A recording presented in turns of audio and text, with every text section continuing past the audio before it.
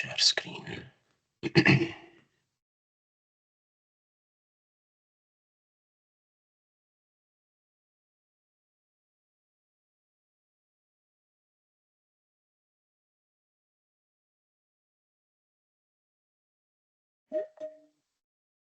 Okay, I think let's start. Don't want to wait long. People will keep joining as we go on. Okay, so welcome everyone to this hopefully short chat. It's very informal, okay? And hopefully it will answer lots of questions, hopefully. I've got only 3-4 slides, okay? Nothing more. It's mainly guiding you to different important links, okay? And files to use. We're going to mainly focus on the new portfolio pathway this time, okay? Because this is the new bit. This is the confusing thing that no one has any clue about. So the main focus will be that. Obviously, we're going to cover a bit of the old one and compare between both. Yeah. I've prepared this only 2 days ago. Okay. Haven't prepared it for a long time. I haven't got much experience in the new portfolio pathway. Actually, no one does yet. Okay. You have to understand that this has obviously been only implemented this year. The guidance has just come up recently. And obviously no one has applied yet through this new portfolio pathway. All right. So if someone asks me, would this be accepted? Would this not be accepted? I'll just reply saying it might. Okay. So there is no fast rules. Okay. You just have to be sensible, I think. And the same goes for the old Caesar sort of route. If your assessor is a bit tough, they won't accept your evidence. If they're flexible, they would. Okay. The reason I've done this now is because of the recent training day that we had in Manchester last week, 2 weeks ago, roughly. And again, there was lots of questions, lots of confusion. It was quite useful. I'll mention to that later, but I'd really suggest attending those training days. Okay, they're super helpful. Rob is doing a very good job, and the leads, okay, the Caesar assessor leads, they're very good. Jay particularly, he's fantastic. So, and they've been through the whole thing, so they know the pain. Okay, so I'd strongly suggest attending those training days. They're very, very useful. Okay. And you get to meet lots of people and who are in your same situation, and it's quite nice and interactive. So and I think they do it 3 times a year, I think. This one was Manchester, next was in February, I believe, in London. And I think I will present in that one. So they usually get recent candidates who just passed their Caesar, and they ask them to present and talk about their experience, and it's usually very useful. That's the most useful part of the day. So I think I'll be presenting that one in February. So I hope to see lots of people there. Okay. Stop me when you've got any questions. Okay. So I'd rather you ask on the spot rather than wait later. Okay. Fine. Let's give it a go. So these are the documents that I would strongly suggest everyone looking at. Okay. If you've got your phone with you or your laptop, when I click the link now, I'll show you exactly what it shows, and then you can open it as well and just go through the files. Okay. I'm sure there are more documents out there, okay? But these are the main ones, all right? Obviously, the top one is the main one. This is the new SSG. That is the portfolio pathway guidance, okay? So if you've got any questions, it should be mentioned in that guidance, okay? So in the UK, they're all about documents. Everything's out there, okay? Nothing is hidden. And the team are doing their best, honestly, whether it's the GMC or the college, to give all the information to help as much as possible. In the past, I'm sure none of this existed. Okay, so lots of people struggled and they had no idea what to do and how to do things. So this is helpful. Okay, so these files are super helpful. You can take a screenshot. I can share the. I don't mind sharing the PowerPoint later with the links, so you can just easily open it later. Okay, I can actually share it in the chat as well. I'm not sure. Anyway, let's just move on. So this is the first file, obviously. This is the SSG. Okay, and again, as you go along the SSG, this is on the GMC website. Okay, you'll find lots of links as well, lots of email, sort of, email addresses, contact details. These people are very, very approachable. Okay, so I would strongly suggest using that file well. Obviously, for those who have no idea what we're talking about, some people have no idea what Caesar or what's portfolio pathway. This is basically just quickly sort of give an introduction. It's basically the way to become a permanent consultant in the UK. Yeah, if you're experienced and you cannot enter training because you're too qualified and you want to become a permanent consultant, then you have to go through that pathway. Okay. If you want to become a locum consultant and renew your contract every year or so, or maybe become a specialist, jump between hospitals, maybe do just locum work every here and there, you don't have to do that at all. Okay, so this is only for someone who's planning to come to the UK or is already settled in the UK and wants to become a permanent consultant. Okay, just to clarify things. And previously it used to be called Caesar, Certificate of Equivalence of Specialty Registration, not just in ophthalmology, all specialties obviously. Now it's become the portfolio pathway. Yeah. The main difference is Caesar means equivalence. It's equal. Okay, so they try and make it as equal to CCT as possible. Now it has changed a bit. Yeah, it's just in very simple terms. It just looking at your portfolio, looking at your general sort of experience, looking at your what can you generally do. Yeah. And obviously the new curriculum and the new guidance is mirroring the new curriculum for the trainees. Yeah, it's always you try and see what the trainee is doing and then you try to do the same. Okay, but things have changed a bit, and the whole idea is, to make it easier. Okay, I think it is easier because it's shorter in time. Theoretically, it's shorter for both the trainees and for the Caesar or portfolio pathway candidates or trainees. Because once you finish it, ideally you should be at a fellowship trained doctor, and then you can just apply for consultant post straight. Yeah. If your application goes through smoothly and you finish in good time. However, that is obviously rarely the case, and it does take time. And during that time, once you submitted, you'll already be doing a fellowship or a locum consultant post or something. So for us, it doesn't really save much time, but for the trainees, it does because it's just a shorter span of training. You do have until June 26th or August, I think, June 26th to apply through the old one. All right. Or you can apply through the new one as well until then. But after June 26th, the old one will disappear. Okay. You won't be able to submit through the old one anymore. Okay. So that's a deadline. And now people are super stressed. Okay. Especially those who have already started the route and they've done the exams more or less and they've got their numbers and they want to quickly submit through the old one. So these are the people that struggle the most because in between, then the gray zone.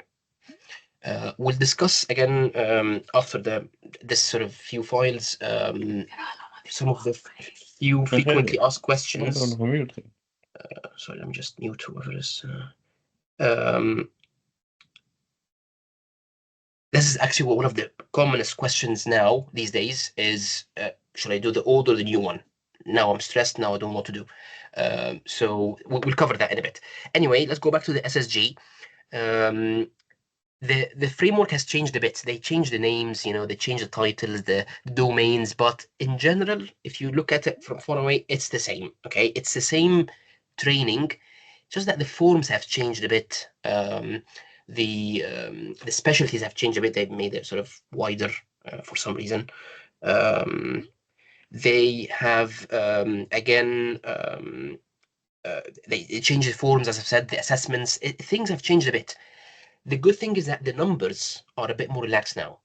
I'm talking about the sign-offs. I'm talking about the clinic numbers, not the surgical numbers. We'll come into that in a bit because I know that lots of people are struggling with the surgical numbers. So again, it tells you, the different sort of domains. The bulk, obviously, of evidence will be the patient management. Yeah. So these are the sign-offs, the clinic letters, um, the case logbooks, the surgical logbooks, what you can do as a clinician. Yeah. The other stuff is the less sort of bit uh, of the thing. Doesn't hold much weight. However, obviously, you need to achieve level 4 in each, and we'll come to that in a second. Okay. And the thing that now have got 12 SIAs, so special interest areas. So uveitis, glaucoma, medical retina, whatever. Okay. And then they keep talking about, again, the different domains. And then, as you can see, now the new thing is that you need to submit evidence level 3 in all SIAs, okay, except 2 of your choice, level 4, okay? And again, we will talk about that in a second. And then there's another link to the learning outcomes, which we will come to back in a second. Now, this is the second link.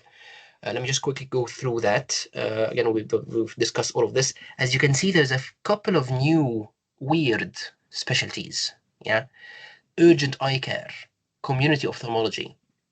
Then you sort of think, okay, what is that specialty? I have no idea.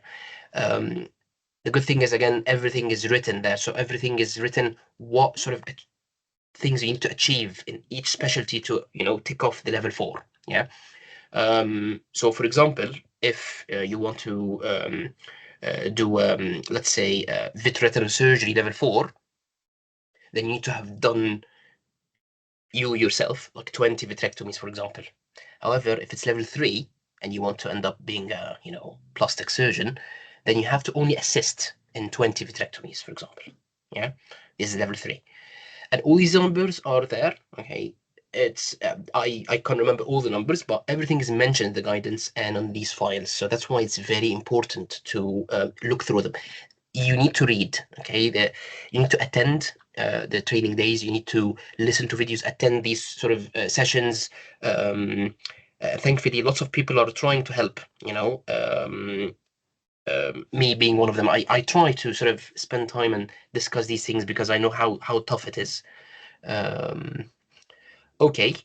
Again, it says about the accuracy of evidence.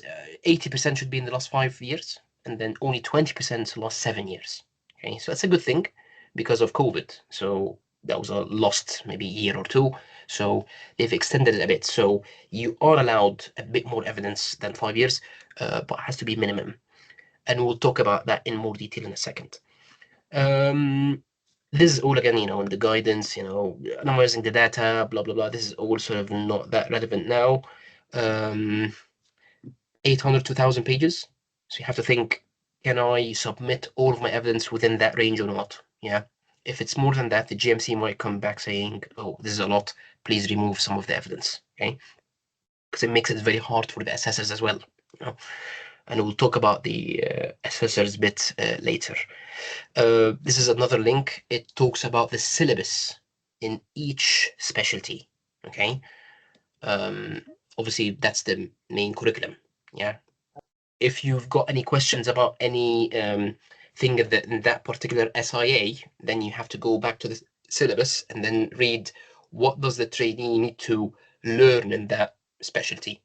What do they need to achieve after they've finished? Yeah. So, for example, if you want to be a cornea surgeon, you have to have done lots of corneal scrapes. For example, you have to have discussed 20 cases or something with your consultant, that sort of thing.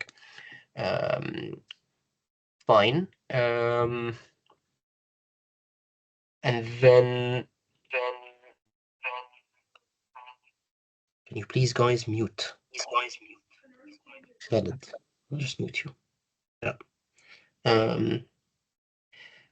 This is a very nice sort of document, and again, it talks about the organizing your evidence. That's fine. We will not discuss that now. Audits, evidence, WBAs, obviously that's the bulk thing that we're going to talk about, and the new forms and stuff. Fine. Structured reports, that's basically the referees. Okay, so you need at least 3. In the past, there used to be 5, I believe. And the good thing again now, they used to insist that the main referee or the primary referee has to be the clinical lead. Now they're a bit more flexible in that, because some leads just don't reply. They're not available. They don't like you. Yeah. So you don't have to approach that particular lead. You can get someone else. Let's say you're an appraiser. Yeah. Someone, another consultant, if you're overseas, another consultant who's leading something in unit, so maybe the clinical supervisor, maybe the education supervisor, maybe the clinical lead, obviously in the UK, maybe a college tutor, someone who has worked with you and knows you well, someone who can comment. That's very important. Okay, so we'll discuss that later. Not just your friend. It's not enough. And then examples of lots of evidence. Okay, so again, they go through all the examples. Again, I'm not going to obviously read through all of that. I'm just going to focus on what is important. Knowledge. I will cover that later. So basically, the FRC of the exam, is it important or not? Okay, we'll cover that in a second. Let's bypass that. Let's move on.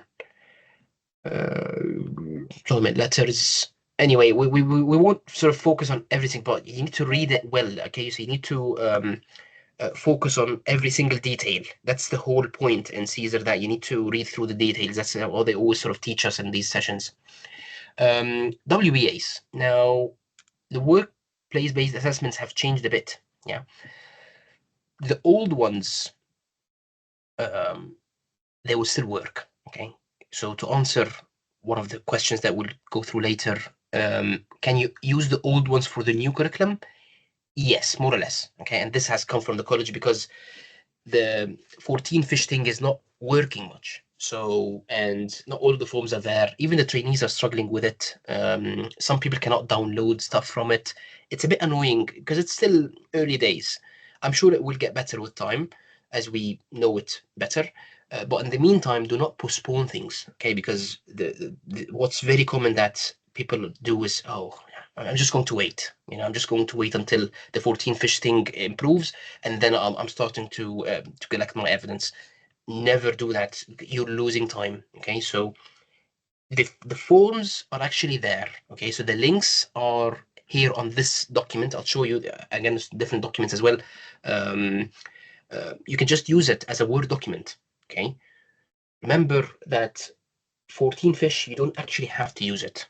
Okay, 14 fish is mainly designed, or even the old e-portfolio, it's designed for trainees. Yeah, it's not designed for Caesar candidates at all.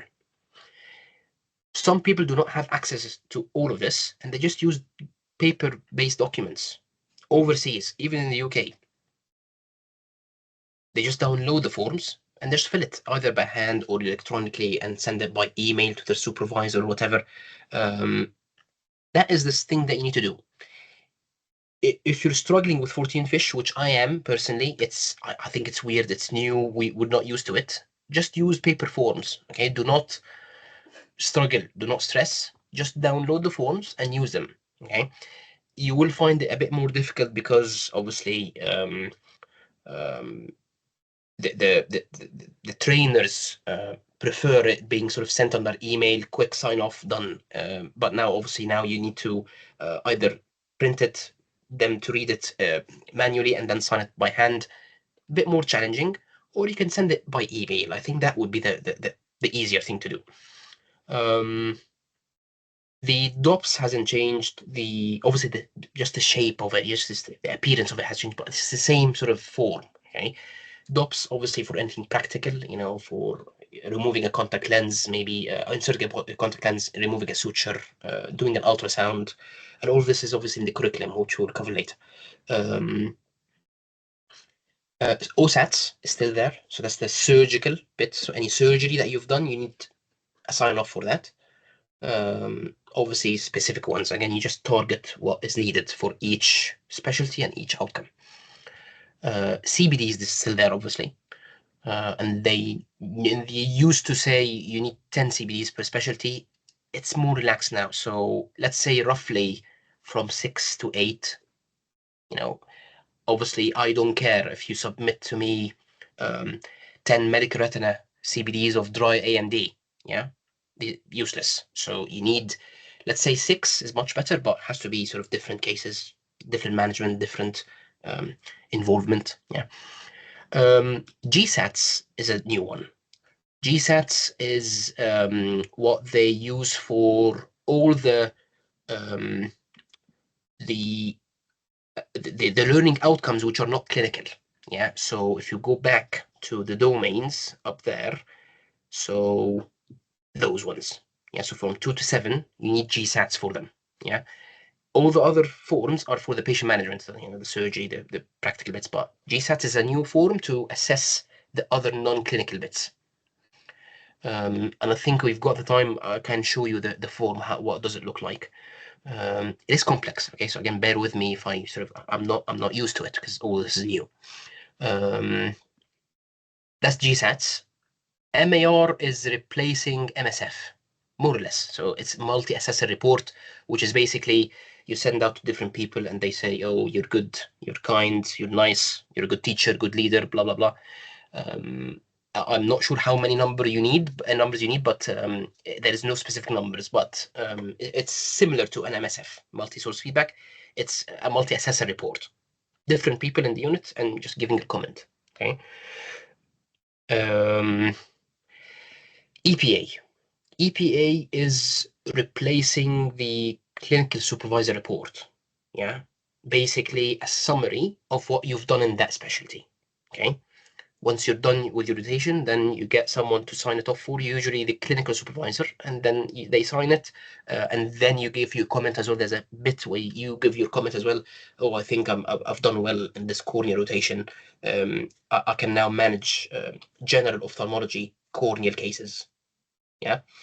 And I think you need 16, as mentioned there. So level 1 and 2, that's in general ophthalmology. So that's for everyone. Very basic. So level 1 is like checking vision and pressure and examining on the slit lamp. Level 2 is a bit more advanced, still very general. Level 3 is obviously, as we said, in all specialty except the 2 level 4 SIAs that you've chosen. Okay. And again, gives you a bit more detail about the EPA. All the rest is more or less the same now. Okay, so nothing else has changed. Logbooks, they do advise using the iLogbook. It's not essential, all right? iLogbook is just an electronic way to put your numbers there very quickly, yeah? You can use an Excel file if you wish. It's up to you. It's not that essential because all you're doing is just putting it in one file. And then at the end, you just download it, use that PDF, done. So it's not that essential. The issue is that if you want to access the iLogbook, you have to have an affiliate membership, yeah, and it costs money, yeah, and that's the only way to access the 14 fish as well. So what I'm saying basically is you don't necessarily have to use both, okay? You can do all of this without those two. Someone again mentioned recently a very good question is once you submit your evidence and you're waiting, do you still need to be an affiliate member? Not really. Yeah. However, by then, if you've submitted, I would assume that you've done your FRC off already. So now you're already a member. If you have your FRC off and you don't pay your membership fees, ideally you should not be using the post nominals. Okay. So the title FRC off you should not be using if you're not paying the fees. Okay. Once you're paying the fees, then you remember you can use their stuff. You can use the journal, you can use the logbook, you can use the 14 fish, whatever. Yeah. I would advise it. Okay, that's the thing that we're used to, the assessors are used to. I would still suggest it, however, not that essential if you want to save that bit of extra money. Yeah, I think it's like 400 per year or something, so not that cheap.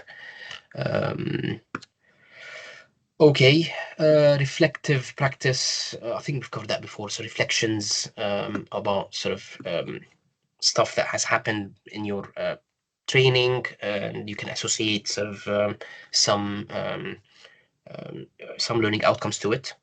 I really like reflections. It helps. These are the level 3s and 4s. Okay, so as you can see, level 3 is more or less the same as the old one. Okay, so for example, the cataract is still 350. Okay,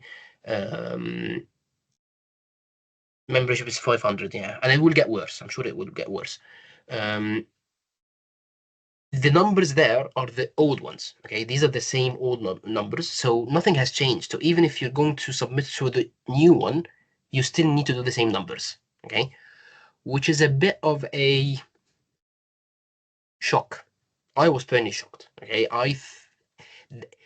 we assumed, sometimes assumption is not nice. We assumed that it will mirror exactly um, the trainees curriculum, but unfortunately it didn't. Okay, we'll discuss that in a bit. But in general, that's the struggle now, that people are not happy. Yeah, and lots of emails back and forth and meetings and discussions and so on. So why is it necessary still for Caesar candidates to do these numbers when the trainees don't? Yeah, we'll discuss that in a second. But these are the main things to focus on. You can take a screenshot here, and you need to do that in all specialties except 2. So let's say cornea and cataract, you need to do level 4, and then you need to have performed yourself 20 grafts. You have to have done 800 cataracts. 800 is a big number, and we will discuss that in a second. It's not that it can be 750, it can be 700. However, you need to give more evidence of proving that you're more senior, that you can, do these advanced cases, and you have supervised trainees, and all of that is mentioned. Okay, so don't worry about that. Okay, we have covered all of that. CRS is again the old form of the clinical rating skills. So again, checking vision and checking pressures and stuff like that. Fine. Again, in this, it guides us, lots of links there. That's what I'm talking about. So most of these links that I've opened here are actually there. So what you need to do is just click on the link, and it will open what is needed in each specialty. Okay. You need 10 CBDs. You need to have done 2 irrigations. You need to have removed inserted 2 BCLs in this cornea or whatever. So you need to read. Okay, you need to read all of that. Okay. Let's skip again for all specialties, so they haven't missed anything. Everything's written. It's very, very well written, I have to say. It's even better than the old one. So I'll skip all of that. I'm not sure if there is anything else at the end. Neuro. So urgent eye care, which is emergency. Let's say key skills, level 4. Let's talk about level 4. So let's say someone wants to do level 4 in emergency, which is very common actually, and you'll easily walk into a job. Obviously, emergency is very needed here in the UK. So if you've achieved level 4 in emergency, that's actually great. You will jump into any A&E consultant job very easily. As you can see, there is not much numbers there. Okay, I'm assuming that the only thing that you will need is rupture globes. Yeah, so rupture globes, canthotomy, cantholysis, for example, tap and injects. I'm just guessing. I'm not entirely sure, but I'm sure these are the things that you want to focus on. Complexity, blah blah blah. Being a supervisor. See, those are the needed things for level 4 in urgent eye care. So I think it might work. Yeah. Obviously, you won't have access to many rupture globes here in the UK, unfortunately, but it might be a very good choice for overseas candidates. Okay, so that's one. Okay, community ophthalmology, again, another sort of weird specialty. And again, I'm not entirely sure how you would cover all of these points. It will be mentioned. So if you open this link, it will tell you exactly what to do and examples of how to achieve it. because it's exactly the same as trainees. Okay. And remember that you can pick any two. All right.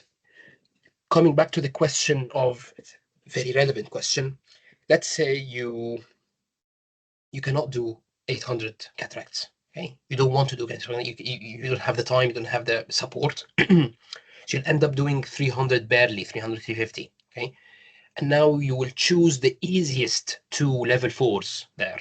So let's say emergency, yeah, and community ophthalmology. So a non-surgical specialty, or maybe medical retina uveitis, maybe peds and strab, maybe peds and neuro, maybe glaucoma and neuro. However, glaucoma, VR, and cornea, you have to have cataract with them. Yeah, so these are the only 3 surgical specialties that you have to have cataract with them. Okay. The question is, once you achieve level 4 in emergency and community medicine, community ophthalmology, okay, now you're in the registry. Great, congrats. Let's apply for jobs now. So would it say on your registration, are you signed off for level 3 or 4 or which specialty? Not really. That's what they say anyway. We're not sure. Okay, we don't know. I'm not able to answer on the chat much. So just speak out if you want to ask something specific. Okay, because I'm not able to read much on the chat. So the question is, when you apply for jobs, will it say somewhere that you're only signed off for emergency and community ophthalmology? Yes, in your CV. Okay, so when you start interviewing for jobs, they will ask you, so which levels have you done? And obviously, if someone else has uh, achieved level 4 in, let's say, in cataract and cornea, they will definitely get the cornea consultant post, not you. Okay, unless you go off and do another fellowship. So in my opinion, that's what's going to happen. Okay, so the 800 numbers are not achievable. Some people have achieved it, great, especially overseas, in the Far East, like India, for example. They've done thousands. But for people specifically in the UK who have just started, they can never achieve this in 5 years. Okay, let's be practical. Even if you're doing a cataract fellowship, it's impossible to do 800. It might, I mean, if you stay in the cataract fellowship for 4 or 5 years, which is impossible. It's just very hard, I think. Anyway, it's not hard for trainees, by the way. So the trainees can achieve these numbers in 6 years or so, although now it's becoming more difficult with all the easy cases being transferred to the private sector and the private providers. We're stuck with the advanced cases in the hospital. Yeah. So this is becoming more of a problem. Yeah. And more challenging. So what's going to happen is most people will just apply through easy SIAs, get on the registry, and then do another fellowship in a surgical specialty. That's my opinion. That's what's going to happen. Okay. Whether or not our sort of discussions with the college would work, would they be able to reduce the numbers a bit? We don't know. What Jay has mentioned, he's one of the Caesar leads. He mentioned that not specifically have to do 800 cataracts. It might be less, but you need to convince the assessor that you're at that level. Okay, you need to submit, let's say, once every year cataract complications audit. Yeah, your audit. Are you a safe surgeon or not? So you need to prove that you've done these complex cases. You need to prove that you've supervised juniors, attended advanced cataract complications courses, that sort of thing. Yeah. So there is always flexibility, but how much flexible they will be, we don't know. Okay. Fine. Let's move on. I think we've covered all of that. Health promotion. So again, they're now talking about the other domains now. So we've finished the domain of patient management. Okay, now they're moving on to the other domains covered with the GSATs. As you can see, GSATs, but have to be level 4. Yeah. So again, with these domains as level 1, 2, and 3, I think has to be level 4 in the rest, which is not that tricky. Okay, level 4 would be, letters, testimonials, courses. It's not that tricky. Appraisals, PDPs, personal development plans. So the rest of the domains is not a struggle. Okay, so that's not tricky. Fine. we've covered all of that. CPDs, research. I don't think research, again, is that essential. You don't have to have done very fancy sort of research and publications and stuff. I've got my CSER without a single publication, okay? So it's not that essential. But you need to have done courses, like good clinical practice course, for example. This is very important. CE papers is just down there. It's not at the top, so it's not that important. Reflections, again, the 4 GSATs, you know, for someone to fill out for you. Presentations, teaching feedback, whatever. Reflections on teaching and research, those sort of things. So that's the first file, okay? Let's move on to the second file, which is this one, learning outcomes, which is there. This is on the college website, obviously. This is the new curriculum. As you can see, again, this is the in this one in the SSG with each specialty. If you click on learning outcomes, you'll open up what learning outcomes in each specialty and each sort of level. Okay. Again, lots of details there. You can browse it by level, so level 1 in everything, or you can browse it by domain. So let's say patient management. I want to do plastics. Okay, what is needed for level 4? Yeah, and then for each one, you can open the link as well. If you click on that, it will tell you exactly what are the descriptors. So what does that trainee need to achieve in that descriptor? Okay, so like for example, this sort of this is management. It's just a very sort of vague sort of thing. You have no idea what's management. How can I prove it? Yeah, it tells you exactly. So you need to have good examination skills, competency in performing tests. Obviously, in level 4, that's again a very, very important thing that lots of people ask about. In plastics, tab. You need to have done tabs.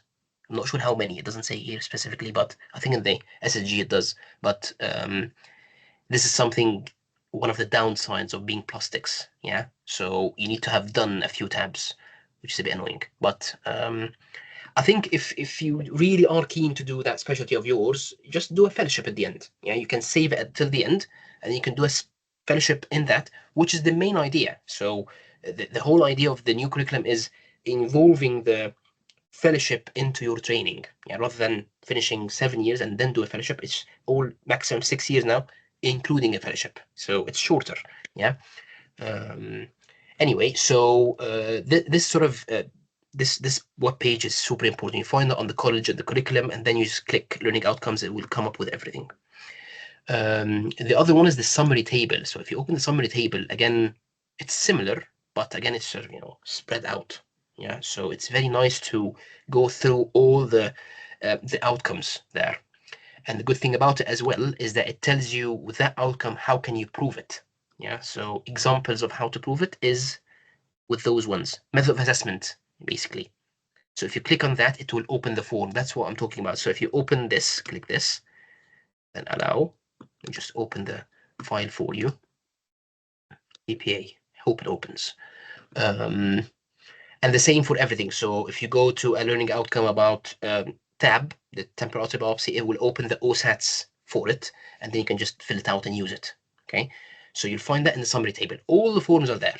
Nothing is hidden. All right. Yeah, there we go. Okay, so it's a very simple form, and then you can sort of there's a drop-down list for everything as well. Obviously, you choose non-training doctor if you're doing CSER, and then you just fill it out. Yeah. So that's the way to go. You don't need to use the electronic 14 damn fish thing. Yeah, hate it. It's just weird. Okay. I don't have a list of all of these files, so just do your homework and just download it yourself. Okay. We can share it on the groups later. So if someone downloads it, you can share it on the groups. That's fine. Okay, fine. Let's jump onto the next file. This is the curriculum. Again, this is the PDF version. It's all repeated, so it just talks about the why. What's the new curriculum? Why have they sort of changed it? If you want to know the underlying sort of reason why they've changed the curriculum and how will it be implemented and all those sort of things. Obviously, this is the proper training curriculum. Okay, this is not the CSER thing. So from now on, this will be the curriculum, but it will mirror CSER, obviously, or the portfolio pathway. So again, read that on your own time. It's not super essential, but if you want to understand more about the curriculum, you can read it from here. Okay. The fourth file is the handbook. Again, very, very closely related to the online sort of thing, the actual website. Okay, just the PDF version.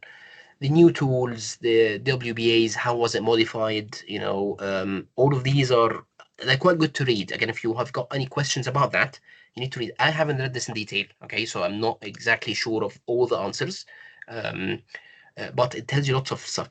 There's a bit of in the exam as well, but obviously in the exam it's a bit different for the trainees because they have to pass it in a specific time frame. I think within the first year, have to have done part one.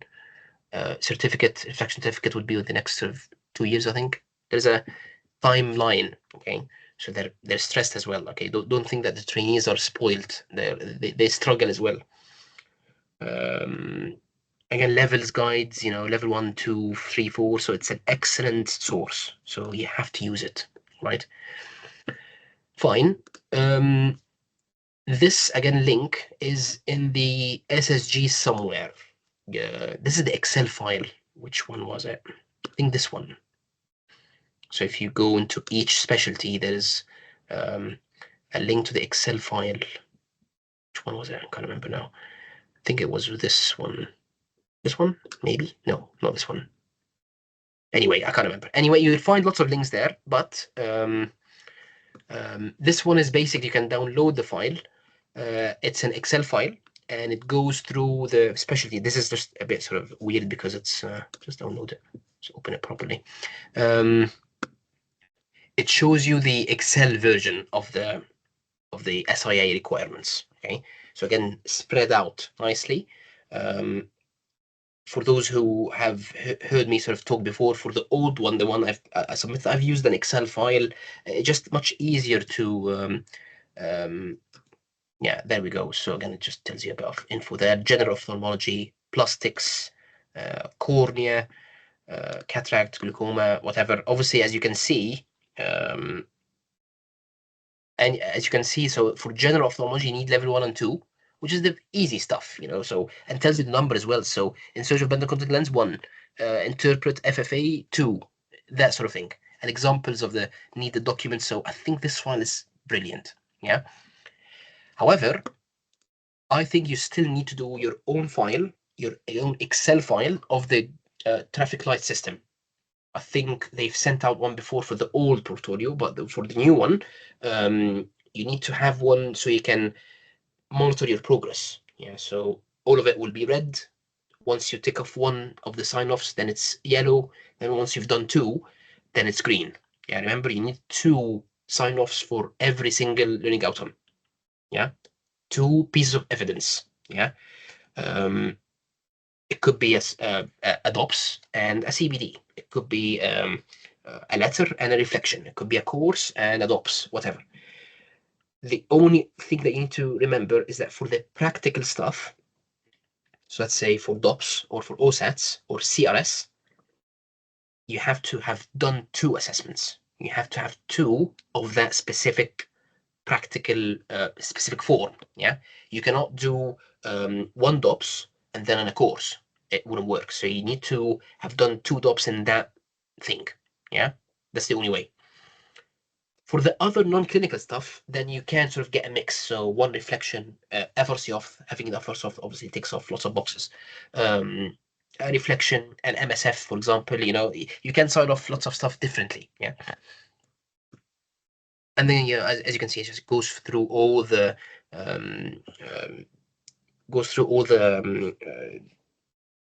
the specialties. Someone has raised their hand. Sweetha.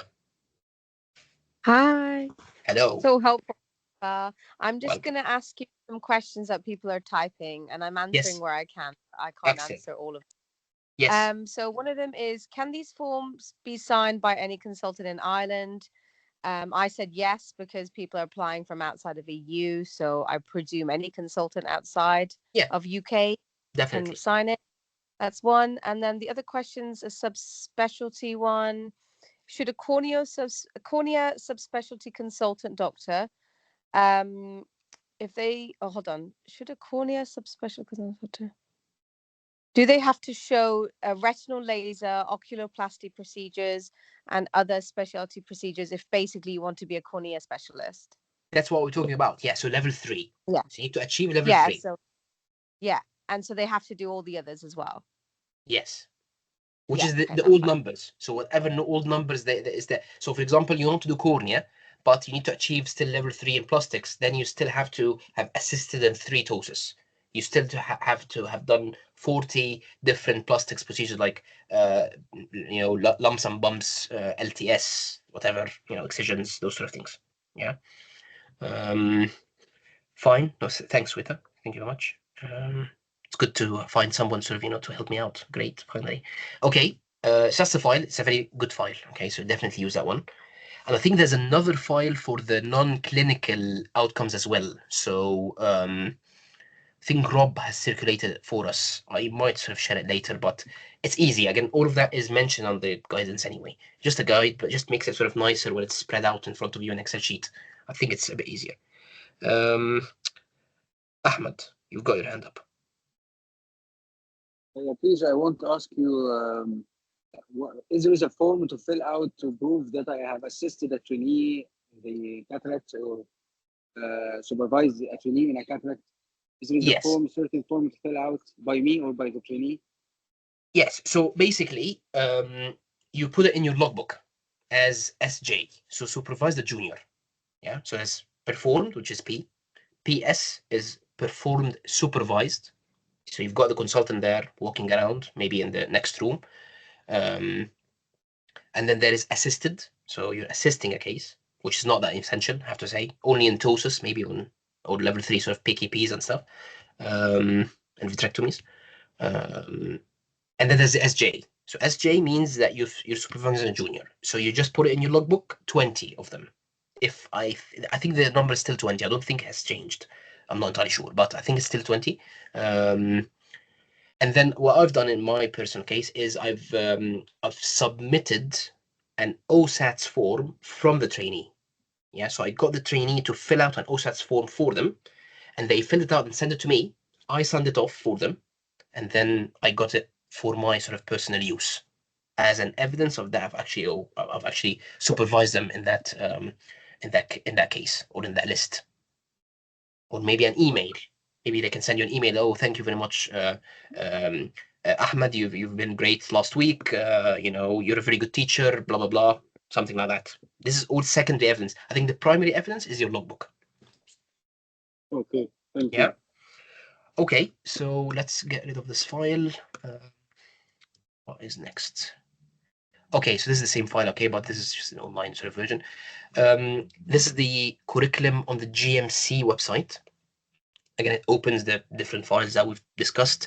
I think there's lots of sort of other files. You can read through all of these. I don't think it's that essential. But again, it tells you here syllabus of each specialty. So if you want to read in more detail what is needed of you in that particular specialty, you'll find that on the GMC. You can just Google ophthalmology curriculum, yeah, or you can just open this link. I think it's this one. What is it? This one. Okay, I'll share the file later. Someone has risen their hand again. Hold on.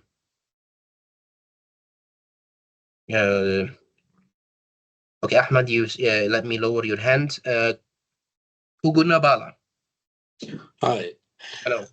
Yeah, I'm just wondering, the person with the level 4 in one specialty and another person with the old curriculum or a CCT already in a specialty, register, and with the fellowship, who will get the priority for a job?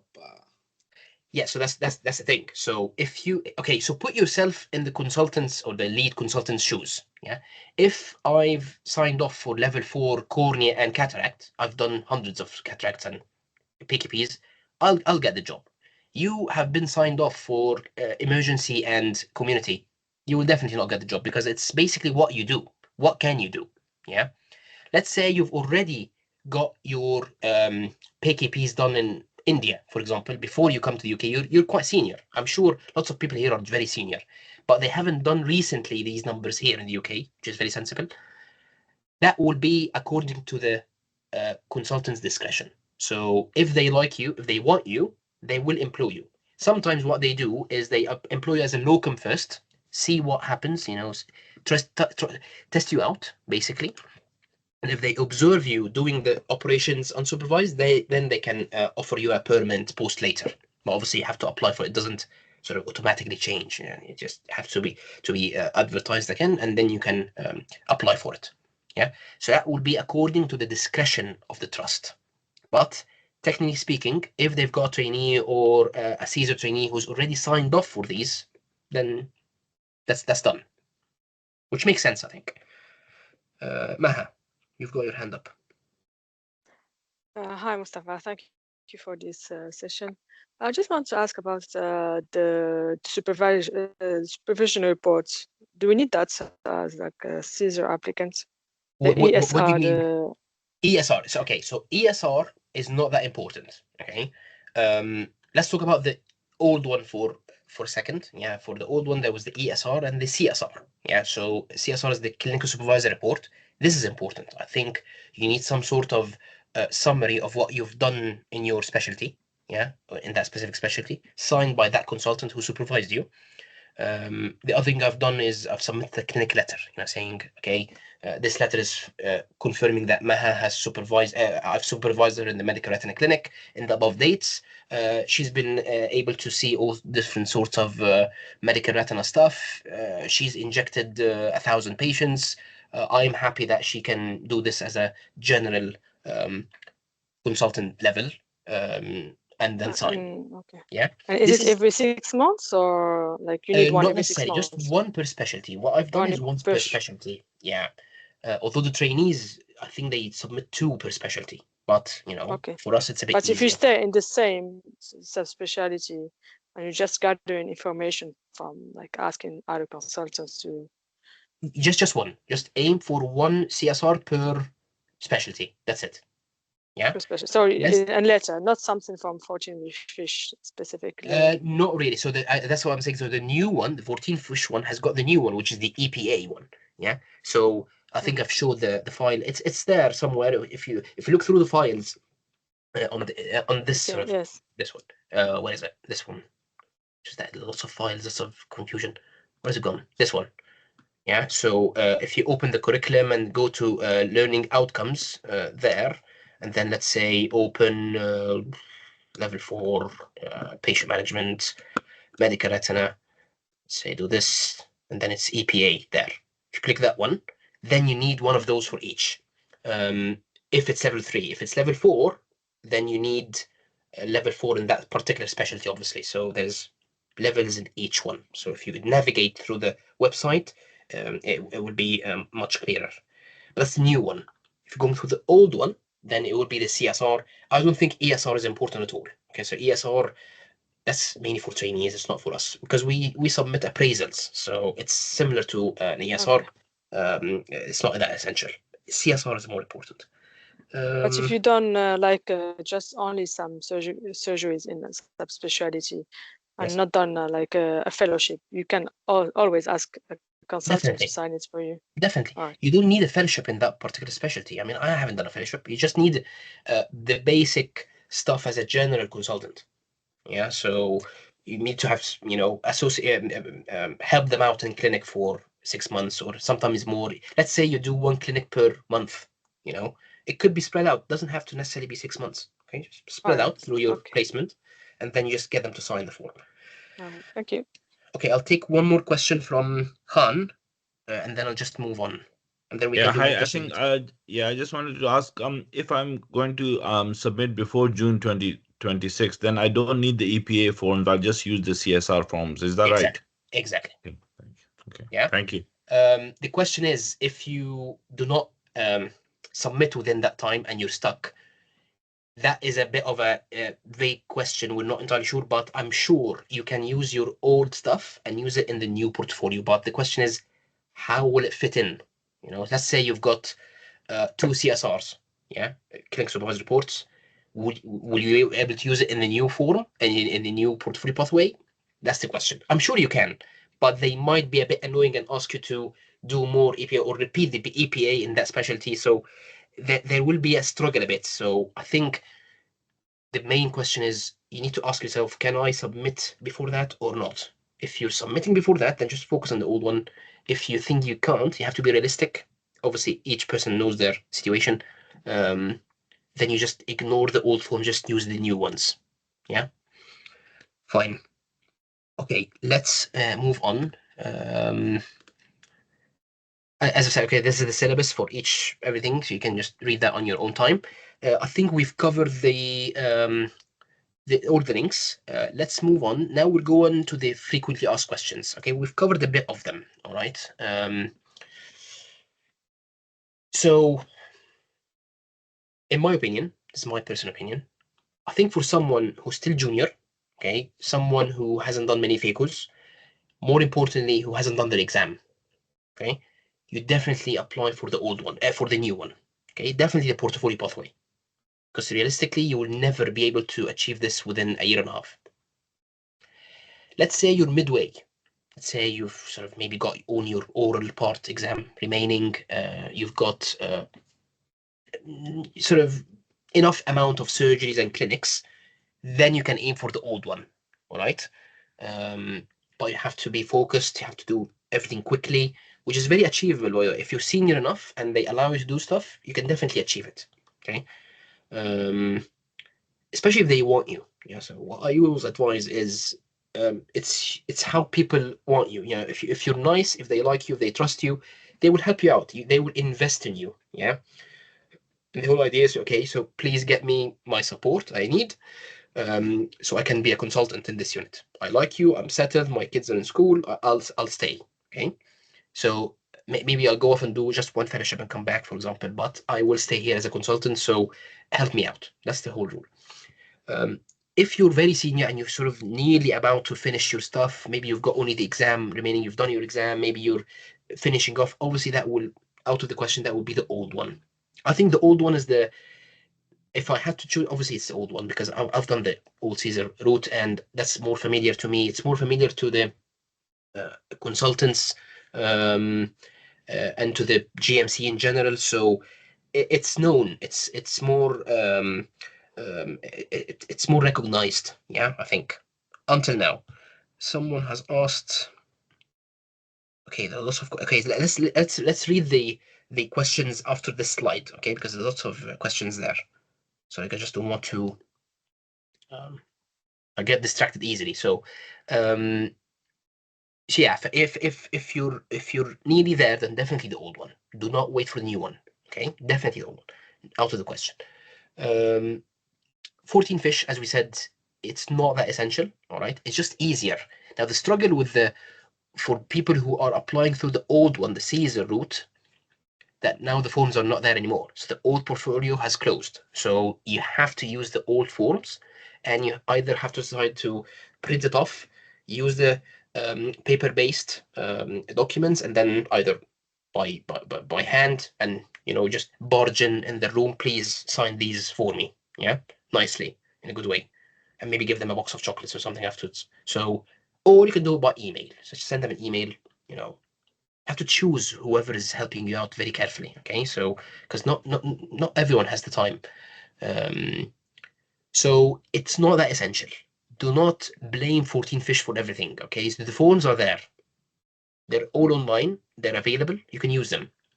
The trainees are really struggling because the trainees cannot use the paper form. They have to use 14 fish, as far as I'm aware. I'm not entirely sure, but we're in a better position where it's a bit more flexible. Okay, and as I said, the forms are there online on the files that we've discussed. Affiliate membership, as I've said, it's £500. That's expensive.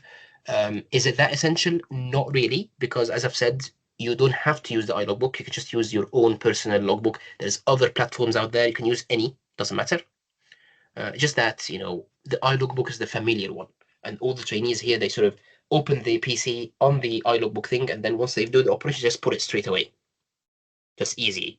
You just put the patient number, which obviously you'll redact later. Just a write FAQs IOL and date. That's it. That's the case. You don't have to have done lots of tricky cases for now. Yeah, fine. And the other thing is obviously the portfolio. So as I've said, you don't have to have access to 14 fish to do Caesar, okay, or the portfolio pathway. Not essential. Remember, there is no connection between the college and the GMC. So what you do is at the end, you just download everything from 14 fish and upload it as a PDF file, which I think is a good thing. I think this is a good thing. This is not a bad thing. So you just download everything, keep it there, and then, you know, add the files together, make it look nice, edit, redact, and then upload it to GMC. Yeah. So it's different platforms. There's no connection between them.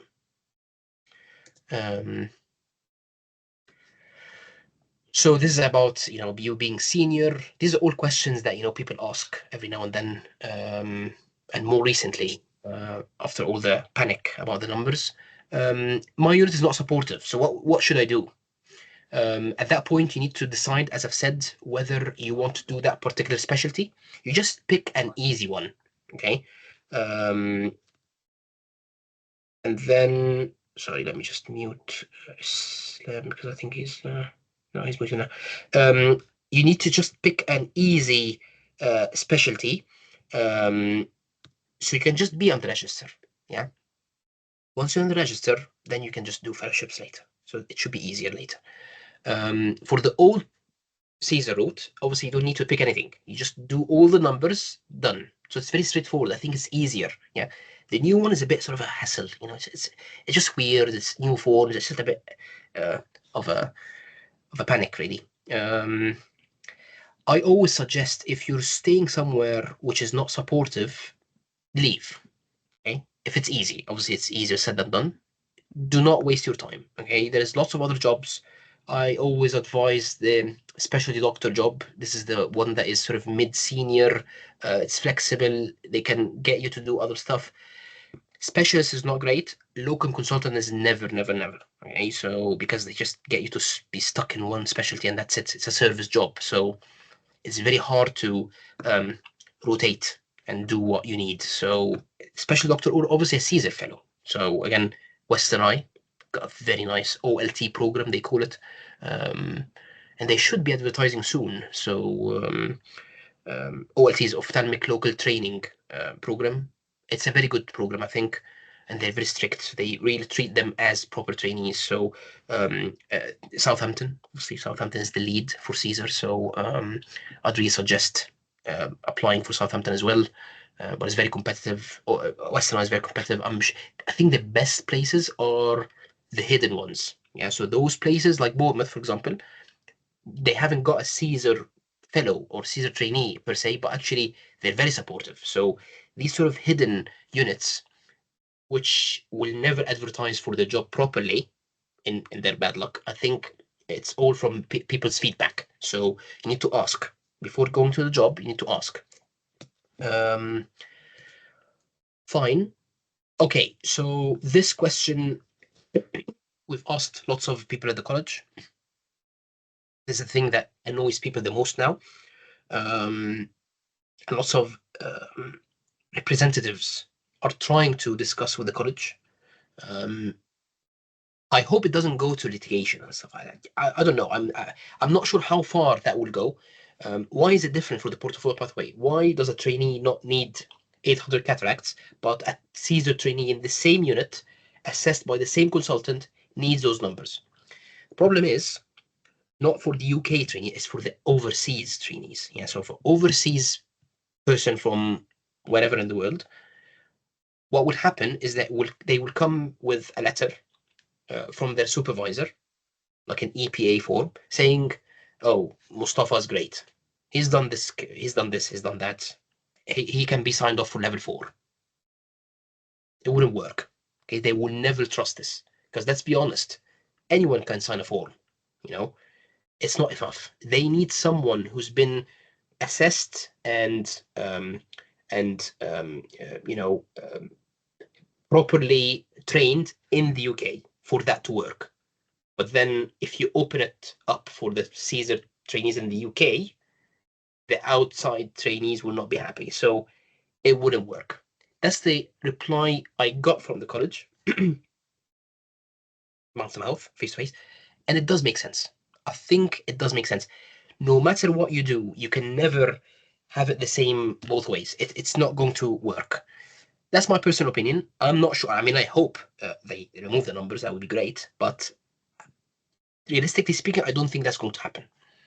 So basically, do not wait. Okay, so do not wait until the magic sort of miracle happens that, oh, they've removed the numbers finally. Just start doing the numbers. Okay, so just focus and do not waste time. Okay, the exam. So this is another very, very important question.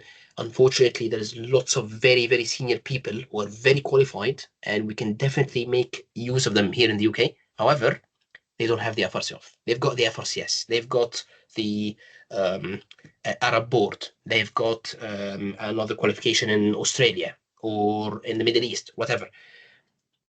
Does that qualification exempt you from doing the FRCF?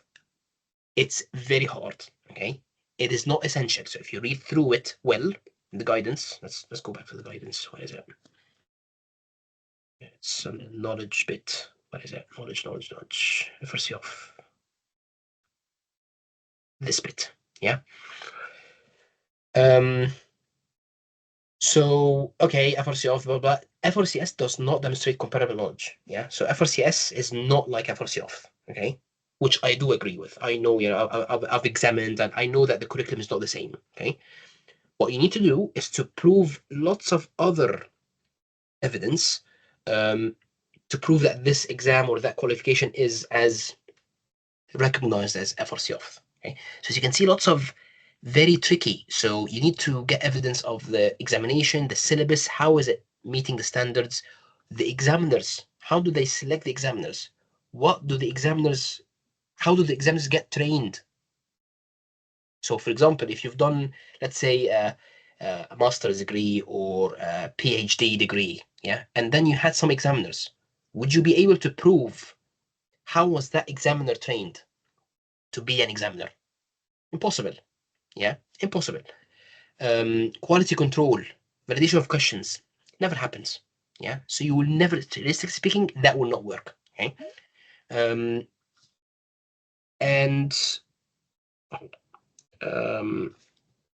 as you can see, there's lots of other sort of documents. It's just much easier to actually do the exam. All right. Lots of, again, elements in the portfolio, publications, audits, lots of other documents to prove that, okay, you don't need the FRCF. Much, much harder, okay? And when I asked them in the training day, how many candidates have they done this? They just only a handful, yeah? So I think FRCS, Edinburgh, I think people had to go to court and, again, prove with lots of documentation and prove and not pay lots of money as well. And I think there's only one in Australia who managed to, again, do sort of an exemption from the FRCF with their Australian qualification. Obviously, Australia is very well affiliated with the UK, so I assume that was easier. I have no idea why he wants to come to the UK. To be honest, I'm not sure why he was doing Caesar. I just better off staying in Australia. But yeah, so basically, it's very risky. Okay, I just do the exam. The exam, for those who have sat the exam, I'm sure you've benefited from the exam. The exam is very UK oriented. It helps you become a better ophthalmologist, and especially become a better consultant. Okay, so do the exam. Part one is horrible. If you pass part one, then it's much easier later. Much, much easier.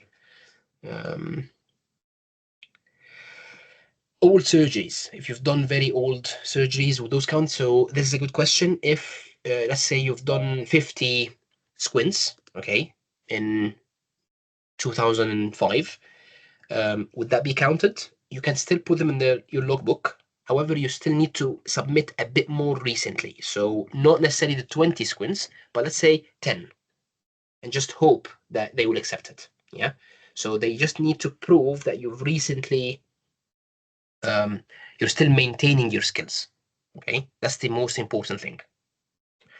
But obviously, this is, give or take. You can never guarantee, because your colleague might have those accepted, you might not, because your assessor is different than theirs. So there is no way to standardize everything.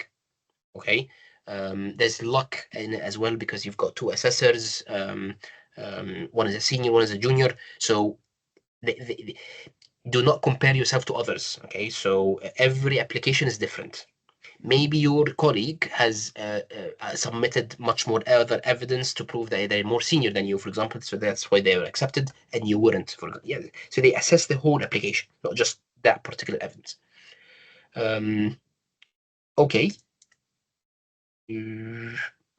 Overseas evidence, you can get all your evidence from overseas. Okay, you don't have to be working in the UK to do this. All right, so that's why I'm trying to.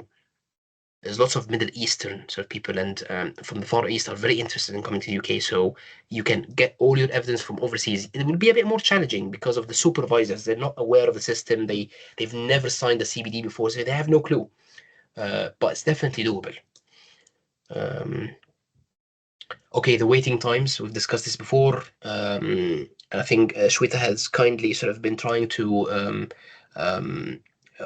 flag it up to the college. The issue is that there's no assessors. Yeah, they're struggling with assessors.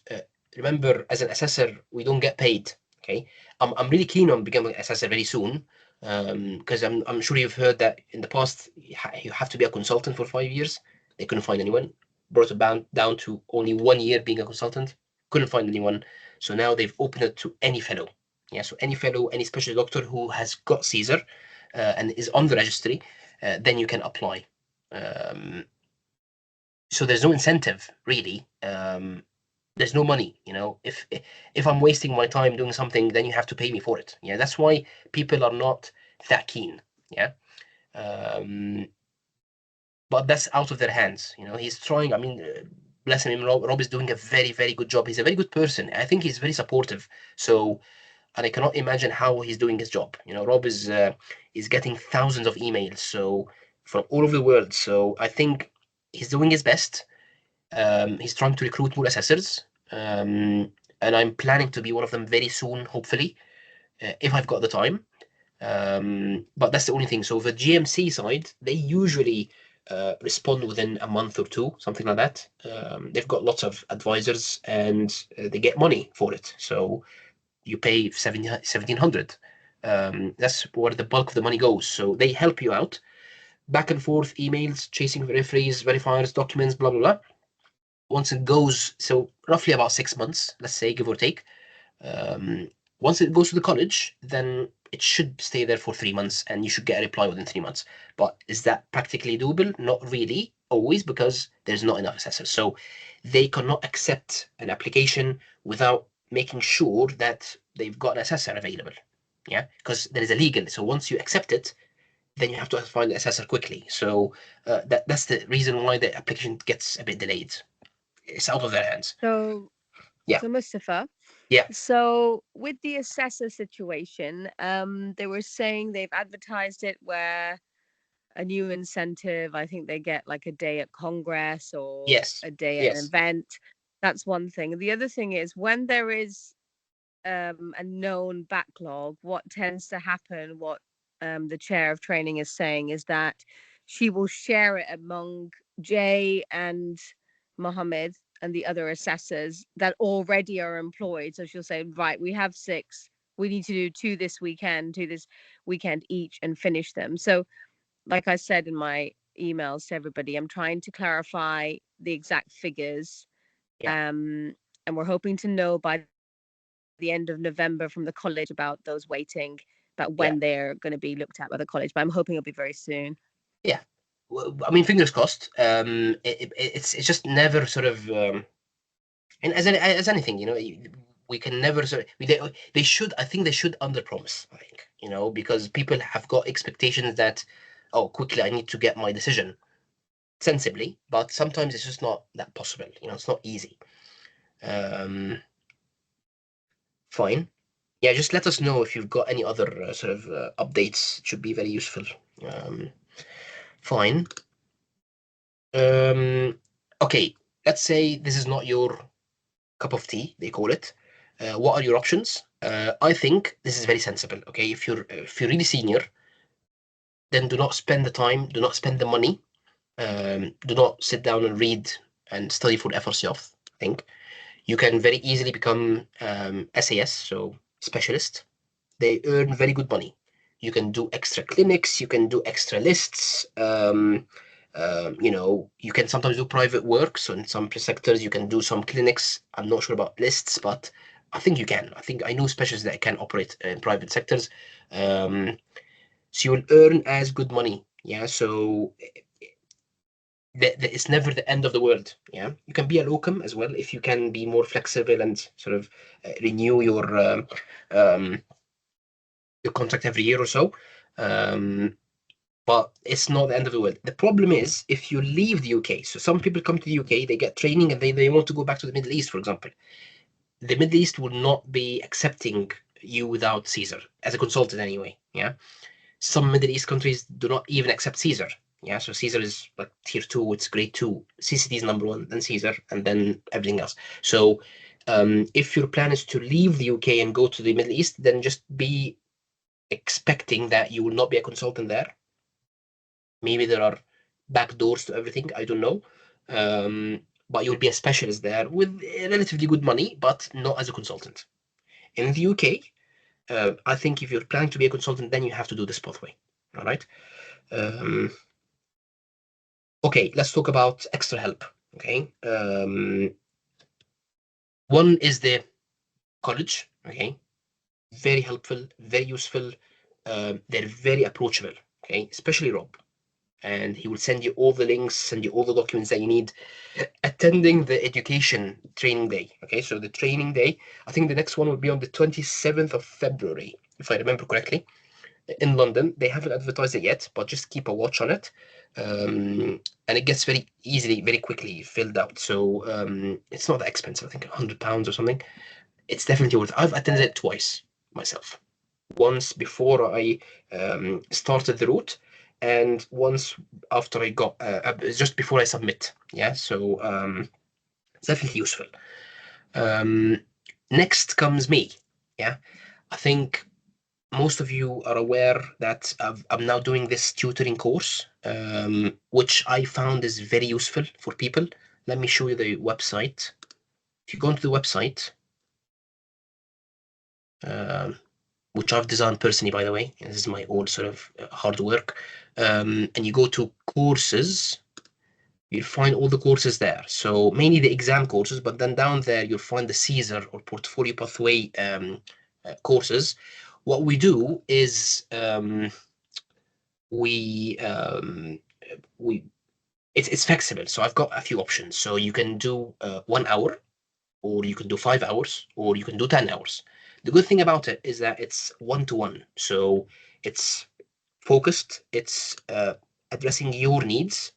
It's not general. So I think it's very useful for that sort of bit. It's just supportive to you. Yeah. And it's flexible. So it's like a credit sort of thing. So let's say if you pay for 10 hours, then you can use 1 hour today and then 9 hours next year or in 2 years' time. Yeah. So your credit will stay there. What I would advise is if you're still in the beginning and you have no clue about the issue or the pathway, then do 10 hours. Yeah. And then you can split them out. What I usually do is we spend maybe 2 hours, 3 hours to start with as an intro, seeing your evidence. I show you my evidence. We come up with a plan. Yeah. So, okay, your plan for next month will be 1, 2, 3. Logbooks, CBDs, doing that, doing this, and then we'll revisit again in a month and sit again. 1 hour, half an hour, whatever, and it works. It works quite well. Let's say you're midway, you're not sure, I'm not 5 hours maybe. If you're submitting next week, then maybe 1 hour. So lots of people again have just submitted, just signed up for just 1 hour just to edit their application. I supported them in uploading their evidence, combining the files together, naming the files, the verifier form, whatever. So there is lots of things you do before you submit, which I think is the most stressful bit of the whole thing is at the end, not at the beginning. So yeah, have a look. have a think and let me know if you're interested. I mean, I'm always available on WhatsApp, so if you're interested about that, let me know.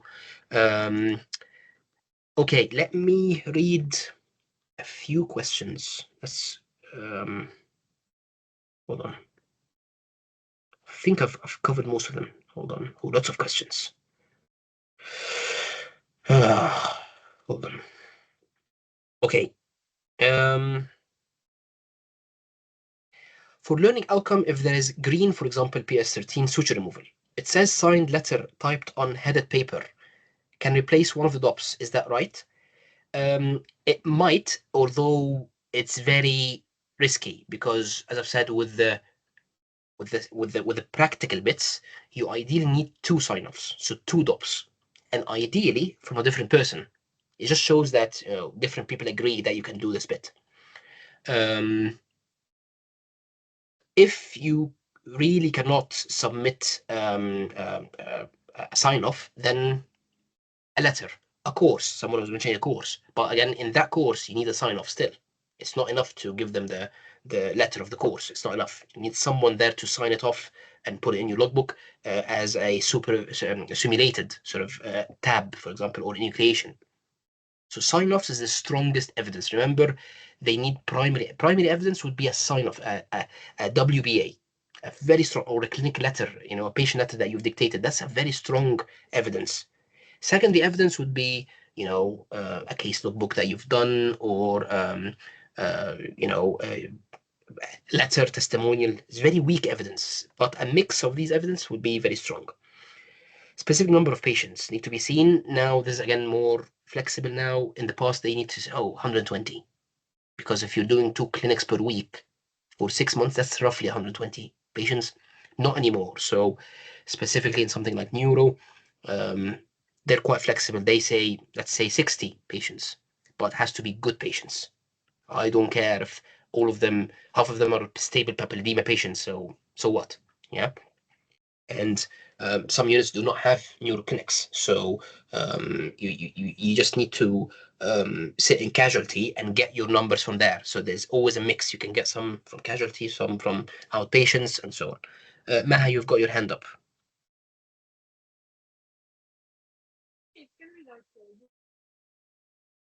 Can you hear me? I cannot hear you. If I have a case-based discussion, can I use one from last year, for example, if I just start now? CBD, yes. So CBDs can be retrospective. Okay, so CBDs is the only thing that can be retrospective. If you discuss it with me now, let's say in a course, and we discuss a case, I can sign it off for you. In a meeting or in a conference, in a teaching session, all of that can be signed off. Okay. You can sit in with a consultant and say, please, can we discuss a few cases that I've seen last year? Can we discuss it now? And then you can sign it off for me. They wouldn't mind. Okay. However, a practical thing is different. So something practical like a surgery or a DOPS sort of thing, this has to be prospective. Okay. So you need to have done it and You then mean on the same day? Not on the same day, but maybe within a week or 2. It's quite rough, but it makes sense. How can I sign you off for something last year? It doesn't make sense. All right. Okay. And they're very clear about that. Yeah, so you have to be a bit careful. Okay. Local VR last year, but didn't clear the efforts. What are the chances to apply? So as I said, if you don't have the efforts off, that's risky. But you need to prove something else. If you haven't got any other qualification, that's very bad. Okay, so you can never apply without a proper post-graduate qualification. If you do have something overseas, then good luck in getting the proper evidence needed. And as I said, there's only a handful of who have done that, and it's not well known what sort of specific type of evidence you need. So I think it is quite risky. Ola, you've got your hand up. Thank you, Mustafa, for arranging this meeting. Really helpful and appreciate it so much. Do I need to get signed off for each FAQ I do until I reach number 350? No, you just put it in your logbook. Okay, then what things that I need to get sign offs like within a week or two? I mean, it depends on what you're doing. Within a week or two, you mean what specialty, for example? And like I'm doing general, but I mean like for any surgical skills or any surgical intervention, which kind of things that I need to obtain sign off within 1 or 2 weeks? Okay, so obviously it's a very vague question. It's a bit tricky to answer, but it depends on your situation. So let's say you want to be signed off in surgeries, for example. So why not get a microscope sign off? Using a microscope, that's very easy. Yeah, any surgery, it doesn't have to be a phaco. Yeah. Cataract, that's another one. I think there's a sign off OSATs for cataract, I believe. Can't remember. Depending on your specialty, let's say you're doing glaucoma, then maybe get laser sign-offs, DOPS doing laser. CBDs is standard. So CBDs is for any specialty, aim for about, let's say 6 to 8 CBDs. Yeah. I personally think that's what I've done. I did not go specialty by specialty. Yeah. For the old one, what I've done is just gone through the whole learning outcomes, so the huge Excel file and all the outcomes, just made sure that everything is green ticked. Yeah. You cannot go by order, obviously. So you just have to be a bit opportunistic. So as you work, anything that pops out, you can make use of it. Yeah. And then you think, how can you use it? Yeah. So you just sign it off Like, or ask the consultant to sign it off, and then you can use it later. how would I prove that these phacos are done by me? For example, They cannot how prove would it. they? How would I convince them that these phacos are I'm the one who did them? Yes. So the verifier. That's where the verifier comes. Yeah, the verifier is a consultant. Doesn't have to be someone who has worked with you. Someone in the unit. Okay, so just in the unit, consultant, and they will look at all of the evidence before you submit. And if they're happy, okay, great, I can be your verifier, Ola. And they will get in touch with them. Just a very easy email saying, Ola has submitted this application and you are her verifier. Are you happy to be her verifier? And this is a sample of her evidence. Are you happy with that? Yes, I'm happy. Great, done. So they have to trust their verifier. Yeah.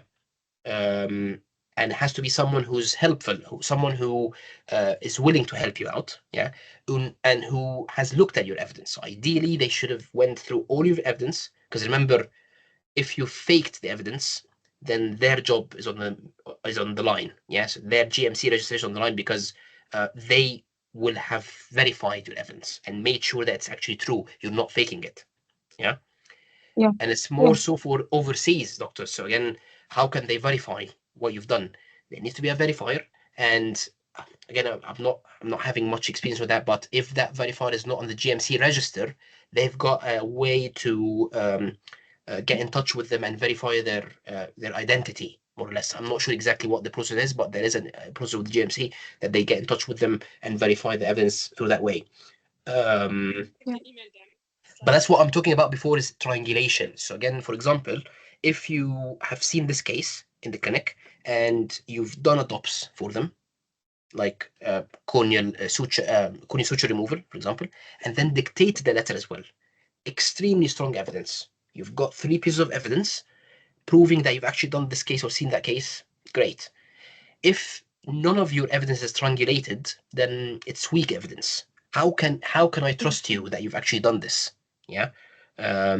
Yeah. So that's the thing, dates. Again, they look at dates. Let's say if you put in your logbook that you've done a phaco on a Saturday, it's a weekend, so they can flag it up.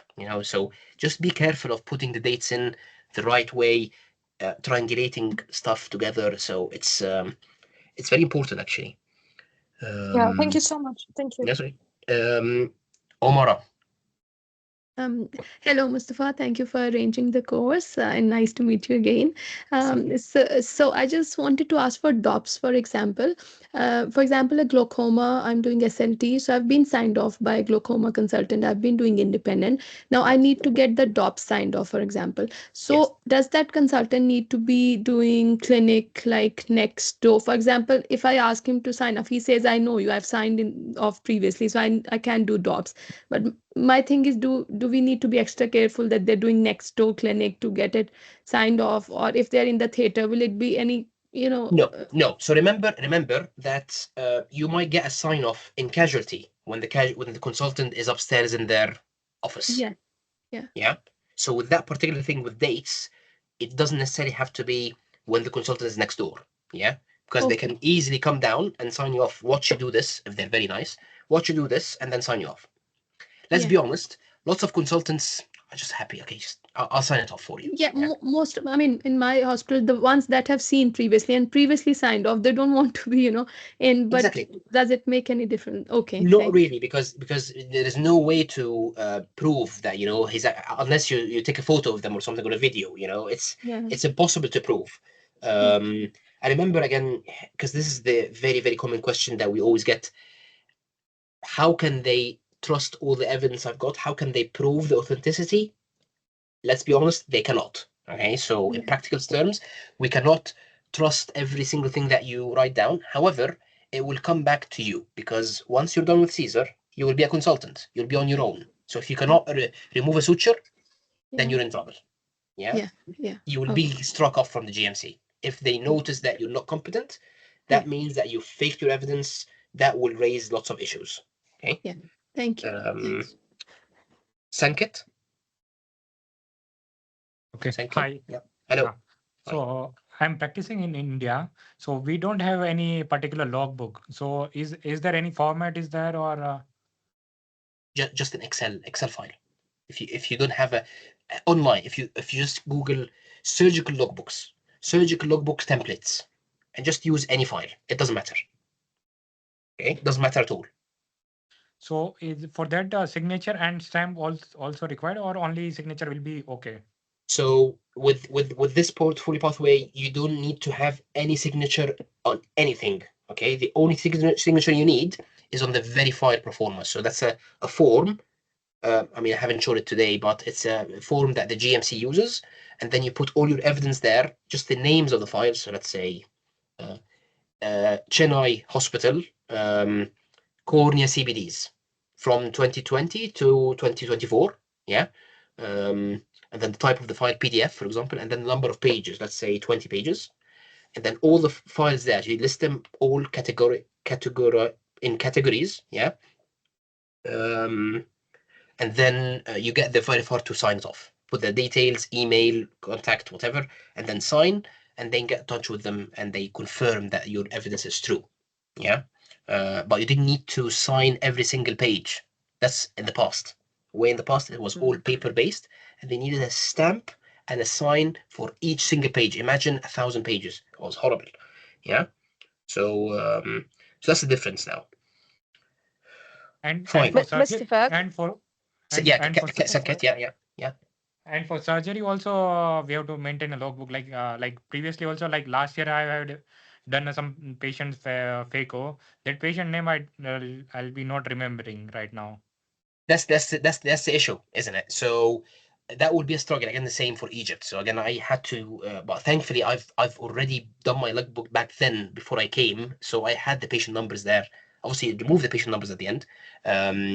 But the question is, if you do not have the patient numbers, what would you do? So that will come back to the verifier. If the verifier is happy that you've done these patients, then they will sign the form. If they're not, and they sort of are not sure if actually are you faking the evidence, are you not true to your word, then they will not be happy, and you will be in trouble. So but it's an issue. And again, overseas, obviously, the same in Egypt. We never document the patient numbers. But from now you need to, so you have to document the patient numbers. That's the only way to do it. So like I'm basically at FRCR refractions part I'm doing right now. So Yeah. better to I'll collect from now on only. So when I reach to the final pathway, like when I'll apply for Caesar pathway, it will be helpful. Yes, definitely. So just So keep the logbooks. Start doing logbooks. Start doing letters as well. I'm not sure if you dictate letters or not, but just keep some sort of evidence that you've seen that actual patient. Yeah, so that will strengthen your evidence. Let's say you don't submit a single letter, patient letter. Here we dictate letters. What's the proof? I mean, how can I prove they've actually seen this patient? Okay, in patient letter, like recommendation from the patient or some satisfaction from the patient, something like that. You mean like a patient feedback, you mean? Yeah. Feedback. It wouldn't add much. Okay. That will come later. So there's a section with colleague feedback and patient feedback. That's communication sort of domain. That's different. But the clinical bit, you need something to prove that you've actually seen them. Yeah. Shweta, Okay. you've got your Okay. hand up again. Thank you. Yeah, no, a comment for the doctor who was asking about evidence and how they track that they did it on that particular day. So when we've had a changeover of systems like Medisoft to Open Eyes, and if you happen to be in the same trust or you're lucky enough to be in the same trust for 3 to 5 years, basically, if you download the data there and then redact the patient information, that's your proof anyway, isn't it? Of you doing it on that day by Yes. yourself, because you'll be the named surgeon. Yes, exactly. That's again back to triangulation. So if you prove maybe 2 pieces of evidence or 3 surrounding that particular patient, that should work. Okay, that's the thing. If you submit only 1 piece of evidence, so how can I be sure they've actually done this? Yeah, so that's why you just need more evidence to strengthen your evidence. Chandan Patel. Hi, I'm just in the initial part of the Caesar pathway, but I'm collecting evidence and I'm doing paper forms. So I was Yes. just wondering, in the DOPS forms or CBD forms, we do have signature at the back, and the consultants are happy to sign, but most of them don't have stamps. So is that Yeah, okay? ignore stamps. So ignore stamps, Yeah, definitely yeah. no stamps. Annoyingly now, I'm just talking about the e-portfolio. So in the e-portfolio, we don't sign anything. But now, Yeah. yes, if you're using the paper format, Yeah. ideally they should sign. Yes. Yeah, That's so the they're signing, downside. but I don't see they are using a stamp. So I was just wondering whether I need to go back and get these done. Stamp is a stupid thing anyway. I don't think stamp is important. Even Okay. in the verified pro forma, there's nothing called stamps. I think stamp we're beyond the stamp era now, I think. Ola, you still got your hand up, I think. I got my paper Oh, forms. sorry. So yeah, sorry. So Chandan, yeah, you carry on. Yeah, I've got my paper forms from all DOPS and CBD. So if I have to enroll from the new pathway, should that work, or I'll have to change them? Again, we covered that.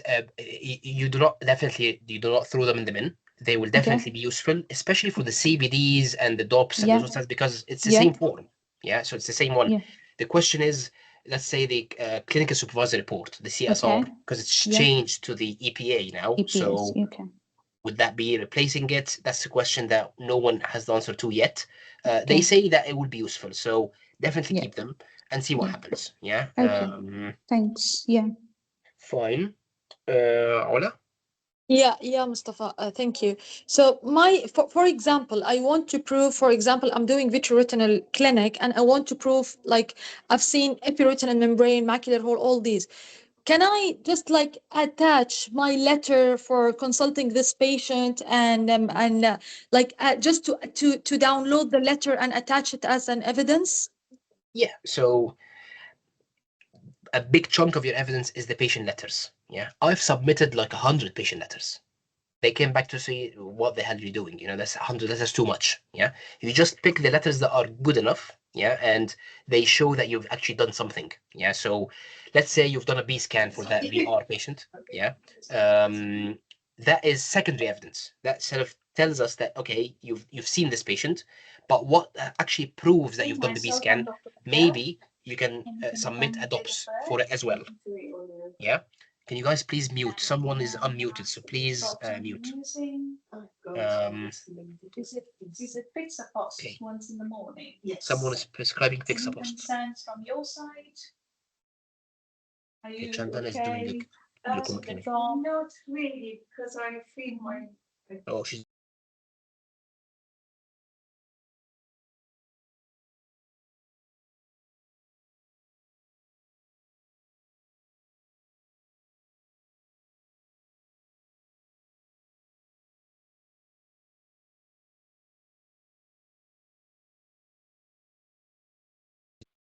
Sorry, I was muted. Sorry.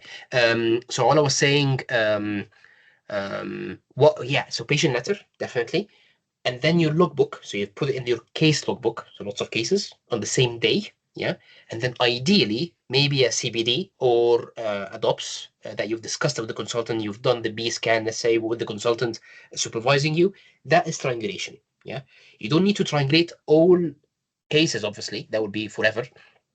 Just a few. So let's say 5 cases or something. You can triangulate and make sure that the assessor is happy that you've actually done this to the patient. Yeah. Put yourself in the assessor's shoes. Thank you. If someone just submits case logbooks, very weak evidence. That's not enough. Okay, which makes sense. I think it's very sensible. Abby.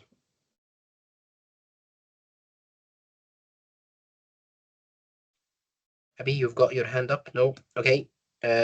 Tor Gulbit. Tor. Thank you, Mustafa. Just a couple of questions. One is there are like for portfolio pathway now, old curriculum is gone. And now we have 14 fish. So if I want to do some DOPS like IV cannulation, where do I find those forms? So again, back to we've covered this. So all of these forms are available on the old portfolio. Yeah. So we've downloaded them. They're on the groups actually. So the DOPS, the CRS, not all of the CRS is available, unfortunately. So the vision, the pressure, the CBD form is available as well on the WhatsApp group. So if someone, please, can you share the group? The group is great for that sort of reason. So people can share the files together and they can use it.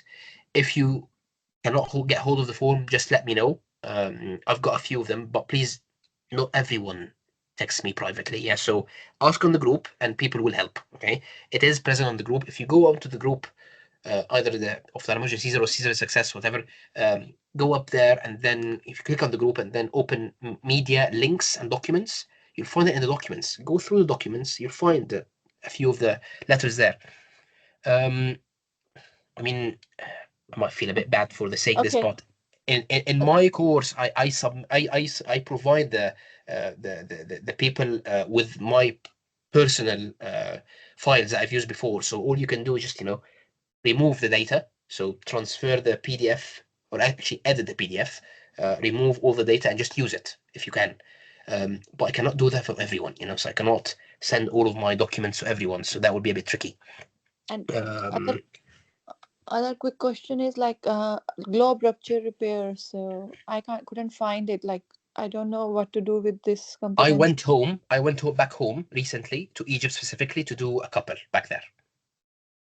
But obviously you need a verifier there. So if you're getting any evidence from outside of the UK or from any hospital, each hospital needs one verifier. So it's a separate piece of evidence.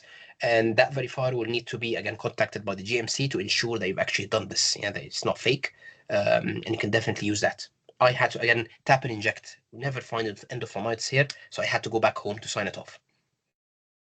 Yeah? Okay. Okay. Fine, thank you. Abby, you still got your hand up, but let's move on. Ali Rashidinia. Hello, Mustafa. Thank you for the course. It's very useful. Just because I'm so new, I have a lot of questions, but I'll try to be brief. So basically, do we need logbooks for the patients we see in the clinic as well? Yes. So not just surgical cases or Yes. procedures. Yeah, because this summarizes your involvement in the clinics. Yeah. So what cases have you seen? What have you done for them? I mean, I think I've done a webinar before, again with a few examples of my evidence, like the case logbook and yeah, that would be very helpful. I mean, is there a sample file? It's not a sample per se, but it's basically it's just a Word document with a table, diagnosis, management, comments, done. It's not that tricky. It's not fancy. Yeah, you can do whatever you want as long as you write down what you've done for each single case. Use a Word, use a Excel file. It doesn't matter as long as you write it down, and just very simple words, not huge textbooks, text, just a few words. Yeah.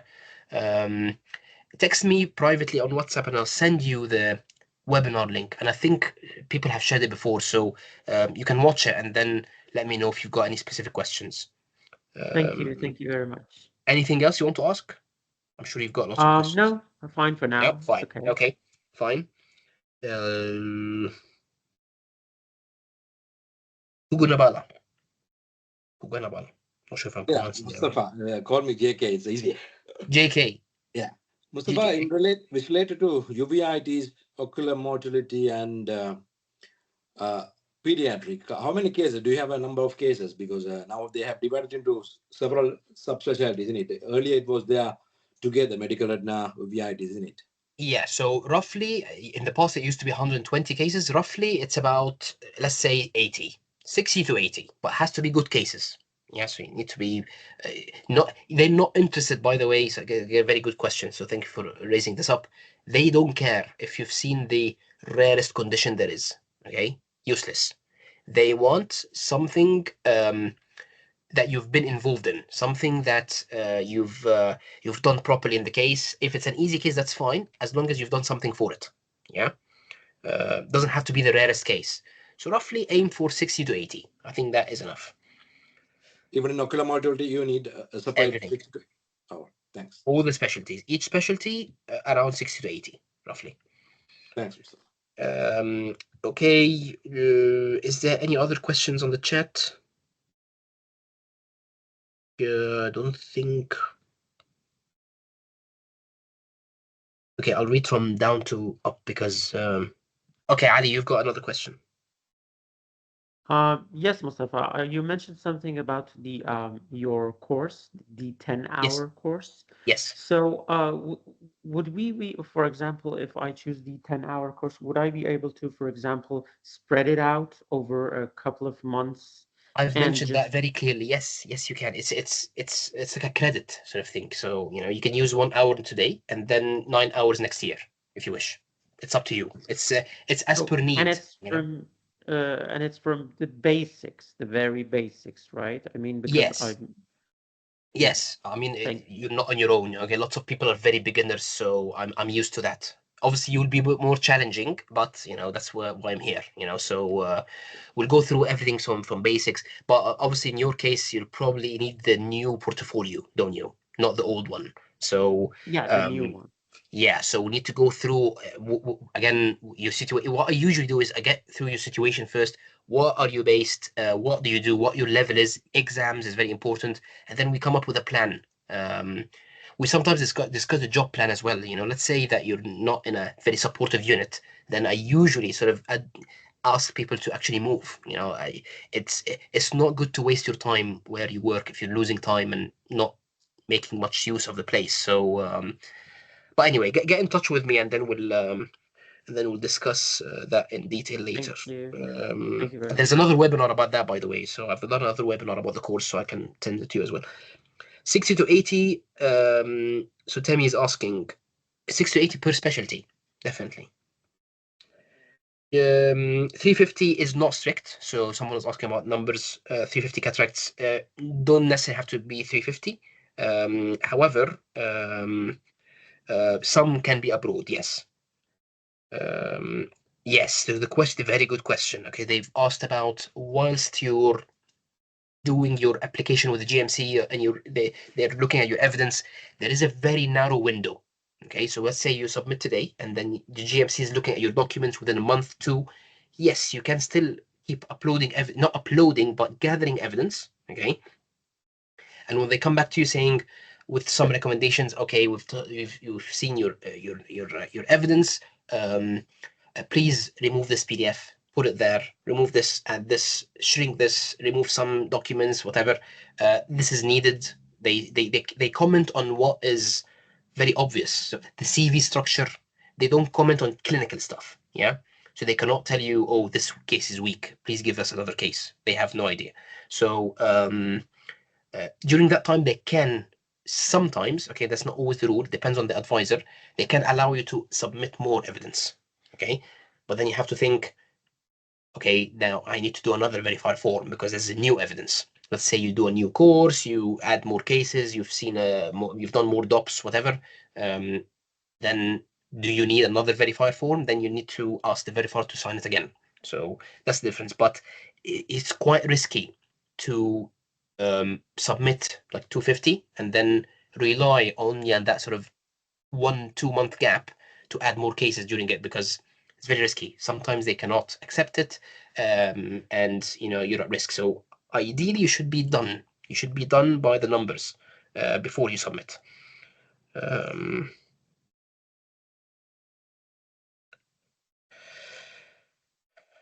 Link to your website for the coaching sessions.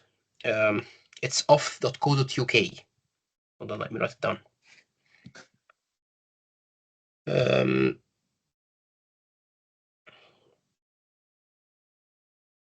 for exams as well. So that's my main sort of interest. That's my main specialty, courses for the exams. What else? Any other questions? I'm just trying to look through the questions. Really, I think we've covered all of that.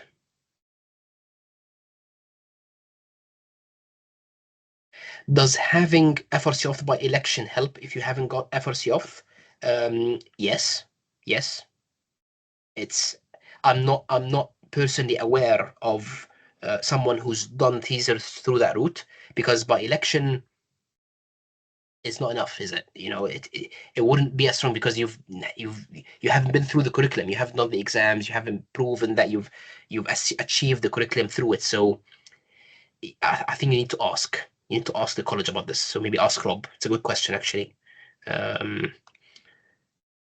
Fine. There is a hand risen somewhere. Yeah, Core, go meet. Yeah, just another quick question. You were talking about cataract numbers. If we are at like say 320, so Yes, 320 is fine. I don't think that's going to be an issue. However, that's risky. Let's say, honestly, worst case scenario, you've done your application 320 and then they come back saying, please do another 20 or another 30. Yeah, worst case scenario. I'm sure during that year, because they don't expect a reply until a year, I'm sure you would have done 100 extra or 200 extra. Yeah. So the only thing is that you're going to just pay, I think, another 700. That's the review. Just do just the recommendations. I'll come back to you saying, unfortunately, you were not successful at this point. However, these are our recommendations. Please do 1, 2, 3, and then submit again. You do not need to submit all the other evidence. That's done. Only those recommendations, focus on those, submit, and then you'll get the reply hopefully within a month or two. Yeah. Okay. Obviously, if that gets rejected or missing still some evidence, you have to submit from the start. So you have to submit again and pay the whole fee from the start. So that's the difference. Fine. I've got 4 minutes left, and I have to disappear. Is there any other questions, or should I? There's another hand. Is it? No. Yes. Ali.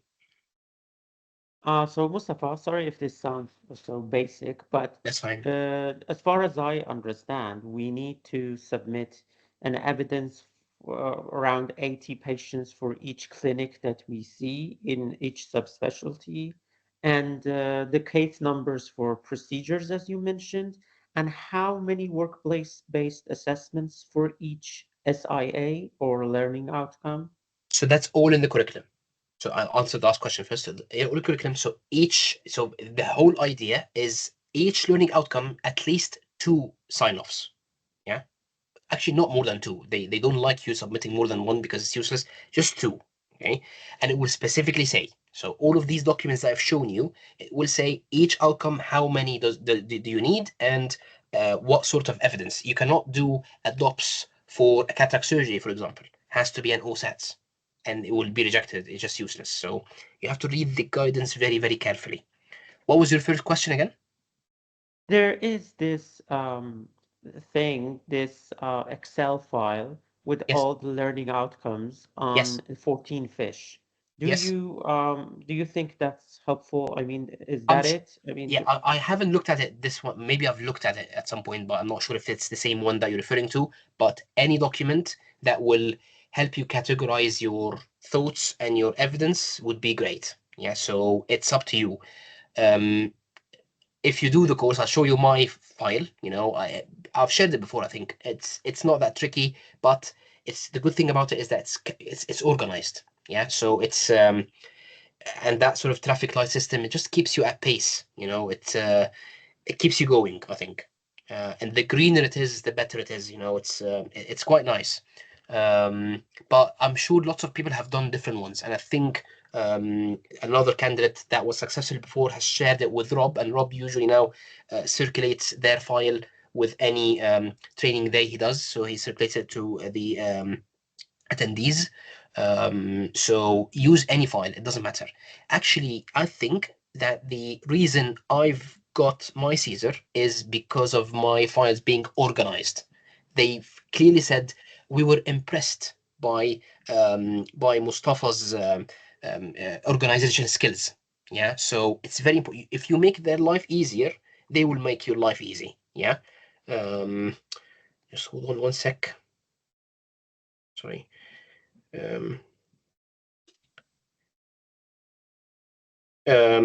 Yeah, so let me get another question because I need to disappear. Hold on. فوقية. Yeah, فوقية. Hi. Hi, thank you for this course. Okay. I get really inspired and then I slack again. Yeah. I hope I keep the Tell momentum. me about it. Tell me about it. Yeah. Yeah. So my question was as to who can sign the form. So if I have, you say I'm doing a B scan and I want that signed off. So can a VR fellow sign it and Yes, then put definitely. their email? Do they have to be registered No. in the college No. or something like that? No.